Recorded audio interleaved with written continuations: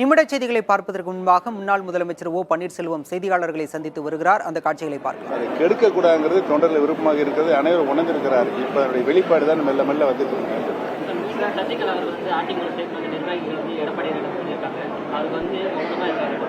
யாரு அவர் தான் சொல்லிட்டாரு இல்லைங்க, 1% கூட அதுக்கு வாய்ப்பு இல்லை.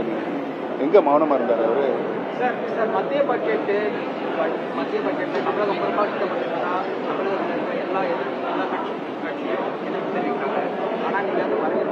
ஆமா ஆமா ஆமா ஏன் நான் ஒரு ஃபைனான்ஸ் மினிஸ்டர் இருந்தார் 10 வருஷம். பேலன்ஸ்டு கவர்மெண்ட் இருக்கிற நிதியை எந்தெந்த துறைக்கு எப்படி ஒதுக்கணுங்கிறத ஒரு கான்செப்ட். அந்த கான்செப்டில் அடிப்படையில் பல மாநிலங்களுக்கு ஒதுக்க வேண்டிய பொறுப்பும் கடமையும் மத்திய அரசுக்கு உண்டு. அந்த வகையில் அவர்கள் அந்த நிதியை பயன்படுத்துவார்கள்.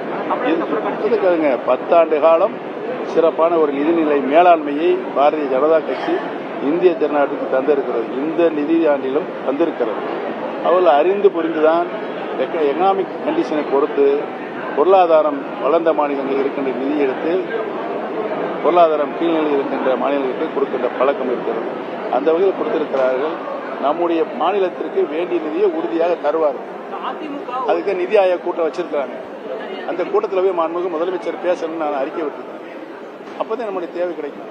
வெளியே உட்கார்ந்துட்டு பேசியிருந்தா அதிமுக ஒருங்கிணைக்கும் பொழுது நீங்க ஒருங்கிணைப்பாளரா பொறுப்புல இருக்கீங்க. மீண்டும் ஒருங்கிணைக்கும் பொழுது உங்களுக்கு என்ன மாதிரியான பொறுப்பு வழங்கலாம்? தொண்டர்கள் எதை விரும்புகிறாரோ அதை நான் விரும்பி ஏற்றுக்கொள்கிறேன். அவ்வளவுதான். உங்களுக்கு பதில வேணாம், ஒருங்கிணைப்பாக ஏற்றுக்கணும். இல்லை சாதாரண நீங்க ஆலோசனை வழங்கணும்.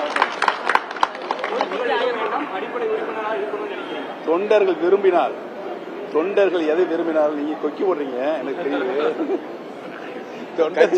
எங்க கட்சியினுடைய விதியே தொண்டர்கள் விருப்பம் தான். அதான் அண்ணா அப்பையிலிருந்து சொல்லிட்டு இருக்காரு. அவர்கள் எதை விரும்புகிறாலும் அதை நான் மனதார ஏற்றுக்கொள்வேன். ஏன்னா இந்த கட்சி வளர வேண்டும், வாழ வேண்டும் என்று நினைக்கின்ற முதல் ஆள் நான் தான். அவர்கள் சுற்றுப்பயணம் தொடங்கி போயிட்டு இருக்காங்க. இன்னும் நீங்க சந்திக்கிறேன்னு சொல்லி ரொம்ப நாள் ஆயிடுச்சு. தொண்டர்கள் விருப்பத்திற்கேற்ப நான் செயல்படுவேன் என முன்னாள் முதலமைச்சர் ஓ பன்னீர்செல்வம் செய்தியாளர்களை சந்தித்த போது தெரிவித்தார். இது பற்றிய விரிவான தகவல்களை பின்னர் வரும் செய்தி தொகுப்பில் பார்க்கலாம்.